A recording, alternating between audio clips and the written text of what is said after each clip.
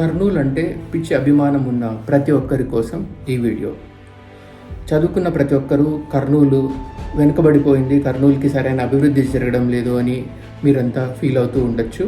ఇట్లాంటి అందరి ఆశలు ఆకాంక్షలు క్రోడీకరించడానికి కర్నూలు డెవలప్మెంట్ ఫోరం తరపున మేము ఒక వాట్సాప్ క్యాంపెయిన్ మొదలుపెట్టాము.